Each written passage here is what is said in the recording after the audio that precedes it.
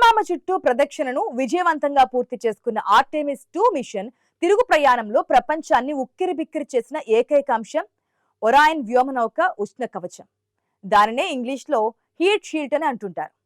భూ వాతావరణంలోకి ప్రవేశించే క్రమంలో లావాను మించిన వేడిని అది ఎదుర్కొంది.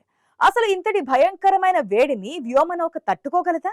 ఆ నలుగురు వ్యోమగాములు క్షేమంగా తిరిగి వస్తారా అన్న సందేహాలను పటాపంచలు చేస్తూ ఒరాయన్ క్షేమంగా పొడిమికి చేరుకోవడంతో నాసా శాస్త్రవేత్తలు సంతోషంతో ఊపిరి పీల్చుకున్నారు.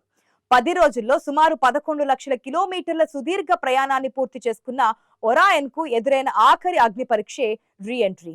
ఈ దశలో గంటకు సుమారుగా 38,367 కిలోమీటర్ల వేగంతో వ్యోమనౌక భూ వాతావరణంలోకి ప్రవేశించింది. ఇది ధ్వని వేగం కన్నా 32 రెట్లు ఎక్కువ అధికం. ఇంతటి వేగంతో వాతావరణాన్ని ఢీకొన్నప్పుడు క్యాప్సూల్ ముందు భాగంలోని గాలి విపరీతంగా సంపీడనానికి లోనై సహజ సిద్ధమైన బ్రేక్ గా పనిచేస్తూ వేగాన్ని తగ్గించింది. అయితే ఇదే సమయంలో కలిగిన ర్యాపిడ్కి ఒరాయన్ ఉపరితలంపై ఏకంగా 2760 డిగ్రీల సెల్సియస్ వేడి చెలరేగింది. ఇది సూర్యుడి ఉపరితల ఉష్ణోగ్రతలో సగం కంటే ఎక్కువ. ఇనుమును సైతం క్షణాల్లో ఆవిరి చేసే ఈ వేడి నుంచి వ్యోమగాములను కాపాడింది కేవలం ఆవుకోట్ అనే కొన్ని సెంటీమీటర్ల మందపాటి హీట్ షీల్డ్ మాత్రమే. ఈ షీల్డ్ తనను తాను కాల్చుకుంటూ లోపల ఉన్న నలుగురు వ్యోమగాముల ప్రాణాలను నిలబెట్టింది. గతంలో 2003లో కొలంబియా వ్యోమనౌక కేవలం హీట్ షీల్డ్ దెబ్బతినడం వల్లే రీఎంట్రీ సమయంలో విచ్ఛిన్నమై కల్పనా చావ్లా సహా 7 వ్యోమగాములను పొట్టన పెట్టుకుంది. ఆ చేదు జ్ఞాపకాలను గుర్తు చేసుకుంటూనే నాసా ఈసారి అత్యంత పకడ్బందీగా వ్యవహరించింది. వ్యోమగాములు తమ కిటికీల గుండా బయట ప్రజ్వలిల్లుతున్న తెల్లటి నిప్పు కణికలను చూస్తూ వాతావరణం చీలిపోతున్న భయంకర శబ్దాల మధ్య గడిపారు. వారి శరీరాలపై గురుత్వాకర్షణ ఒత్తిడి విపరీతంగా పెరగడంతో కనీసం కనురెప్ప కూడా మోయలేని స్థితిలో వారు తమ సీట్లను అదిమి పెట్టుకొని సముద్రంలో స్ప్లాష్ ల్యాండింగ్ కోసం ఎదురు చూస్తున్నారు. ఈ మిషన్ లో నాసా ఇంజనీర్లను అత్యంత ఆందోళనకు గురి చేసిన ప్రధాన ఘట్టం ఆ 6 నిమిషాల రేడియో నిశ్శబ్దం. దీనినే శాస్త్రవేత్తలు బ్లాక్అవుట్ సమయం అని పిలిచారు. ఒరాయన్ భూమి వైపు దూసుకొస్తున్న సమయంలో ఏర్పడిన విపరీతమైన వేడి కారణంగా క్యాప్సూల్ చుట్టూ దట్టమైన ప్లాస్మా కవచం ఏర్పడింది. ఈ ప్లాస్మా ఎంత శక్తివంతమైనదంటే అది రేడియో సంకేతాలను లోపలికి రానివ్వదు మరియు బయటికి వెళ్ళనివ్వదు.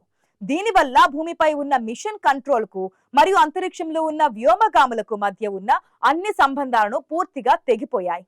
హ్యూస్టన్ లోని నాసా కార్యాలయంలో ఉన్న కంప్యూటర్ స్క్రీన్లన్నీ ఒక్కసారిగా బ్లాంక్ అవడంతో కంట్రోల్ కమాండ్ సెంటర్ లో నిశ్శబ్దం రాజ్యమేలింది.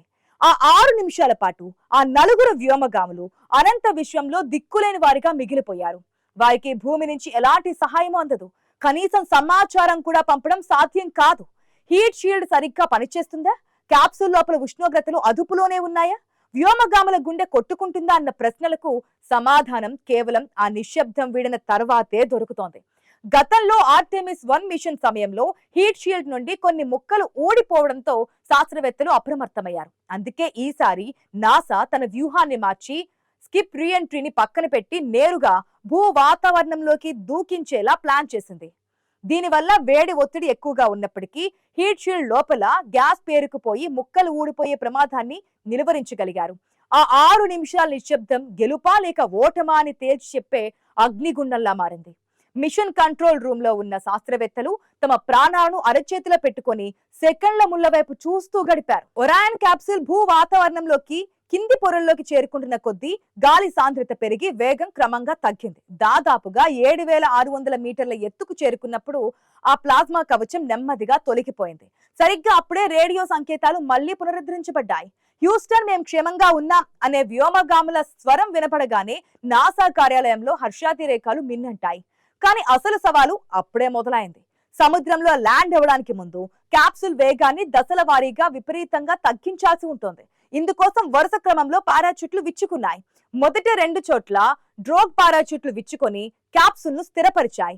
ఆ తర్వాత 3 భారీ మెయిన్ పారాచూట్లు విచ్చుకొని వ్యోమనౌక వేగాన్ని గంటకు కేవలం 27 కిలోమీటర్లకు తగ్గించాయి. ఈ పారాచూట్లు ఒకదాని తర్వాత ఒకటి ఖచ్చితమైన సమయంలో విచ్చుకోవడంలో నాసా ఇంజనీరింగ్ ప్రతిభ మరొకసారి నిరూపితమైంది. చివరికి శాన్ డియాగో తీరంలో పసిఫిక్ మహాసముద్రంలో క్యాప్సూల్ విజయవంతంగా స్ప్లాష్ డౌన్ అయింది. అక్కడే ఇప్పటికే సిద్ధంగా ఉన్న అమెరికా నౌకాదళం హెలికాప్టర్ రెస్క్యూ టీమ్స్ క్షణాల్లో వ్యోమగాములను చేరుకున్నాయి. ఈ ల్యాండింగ్ విజయవంతం అవడంతో చంద్రుడిపై మనుషులను దించే ఆర్టెమిస్ 3 మిషన్ కు ఇప్పుడు మార్గం సుగమమైంది. ఒకవేళ ఇక్కడ ఏ చిన్న పొరపాటు జరిగినా చంద్రుడి అన్వేషణ మళ్లీ దశాబ్దాల పాటు వెనక్కి వెళ్లేది. ఈ ప్రయాణంలో రిస్క్ 2% నుండి 50% వరకు ఉండొచ్చని అంచనా వేసినప్పటికీ మానవాళి కోసం ఆ నలుగురు సాహసికులు తమ ప్రాణాలను పణంగా పెట్టి గెలిచి వచ్చారు. ఇది వారికి కేవలం ఒక ప్రయాణం మాత్రమే కాదు, మానవ చరిత్రలో ఒక గొప్ప ముందడుగని చెప్పాలి. చంద్రుడిపై ఇల్లు కట్టుకోవాలనే మానవాళి కళ నిజమయ్యేందుకు ఈ నలుగురు యోధులు సురక్షితంగా భూమిపై అడుగుపెట్టారు. వీరి విజయం ప్రపంచ దేశాలకు సరికొత్త ఉత్తేజాన్నిచ్చింది. ఈ చారిత్రాత్మక విజయం కేవలం అమెరికాది మాత్రమే కాదు, యావత్ మానవాళి అంతరిక్ష అన్వేషణలో ఒక మైలురాయి. 1972 తర్వాత మళ్లీ మనుషులు చంద్రుడి దాకా వెళ్లి క్షేమంగా తిరిగి రావడం అనేది సాధారణ విషయం కాదు. ఈ ప్రయాణంలో ఎన్నో గుండాలను దాటుకొని అగ్నిగోళంలా మారిన క్యాప్సుల్లో వ్యోమగాములు చూపిన ధైర్యం అమోఘం. రీఎంట్రీ సమయంలో వ్యోమగాముల గుండె కొట్టుకునే వేగం నుండి క్యాప్సుల్ లోపల ఉష్ణోగ్రతల వరకు ప్రతి చిన్న అంశాన్ని నాసా క్షుణ్ణంగా విశ్లేషించింది. ఈ విజయంతో చంద్రుడిపై శాశ్వత స్థావరాలను ఏర్పాటు చేయాలనే నాసా కల నెరవేరే దిశగా అడుగులు పడ్డాయి. ఈ మిషన్ ద్వారా లభించిన డేటా భవిష్యత్తులో అంగారకుడి ప్రయాణాలకు కూడా అత్యంత కీలకం కాబోతోంది. అంతరిక్షం నుంచి తిరిగి వస్తున్నప్పుడు హీట్ షీల్డ్ పడిన కష్టాలు, 6 నిమిషాల నిశ్శబ్దం కలిగించిన ఆందోళన, ఇవన్నీ ఒక అద్భుతమైన క్లైమాక్స్ తో ముగిశాయి. వ్యోమగాములు సురక్షితంగా బయటకు రాగానే తమ కుటుంబ సభ్యులను కలుసుకోవడం, ప్రపంచ వ్యాప్తంగా వచ్చిన అభినందనలు ఈ మిషన్ యొక్క ప్రాముఖ్యతను చాటుతున్నాయి. ఆర్టెమిస్ 2 సాధించిన ఈ సక్సెస్ రాబోయే రోజుల్లో అంతరిక్ష పర్యాటకానికి కూడా ఊతమివ్వనుంది. అపారమైన ఖర్చు, వేలాది మంది ఇంజనీర్ల శ్రమ, వ్యోమగాముల ప్రాణత్యాగానికి సిద్ధపడిన మనస్తత్వం వెనుక ఉన్నది ఒక్కటే, విశ్వం యొక్క రహస్యాలను ఛేదించడం. ఇప్పుడు ప్రపంచం మొత్తం ఆర్టెమిస్ 3 కోసం వేచి చూస్తోంది. ఎందుకంటే అక్కడ మనిషి చంద్రుడి నేలపై అడుగు పెట్టబోతున్నాడు. ఆ కలను సాకారం చేసే బాధ్యతను ఆర్టెమిస్ 2 విజయవంతంగా భుజాన వేసుకుంది. ఈ మిషన్ విజయం మనకు నేర్పిన పాఠం ఏమిటంటే, టెక్నాలజీ ఎంత అభివృద్ధి చెందినా ప్రకృతి సవాళ్లను ఎదుర్కోవడానికి మనిషి పట్టుదల, మేధస్సు తోడవ్వాలి. సురక్షితంగా తిరిగొచ్చిన ఆ నలుగురు యోధులకు ప్రపంచం మొత్తం సెల్యూట్ చేస్తోంది.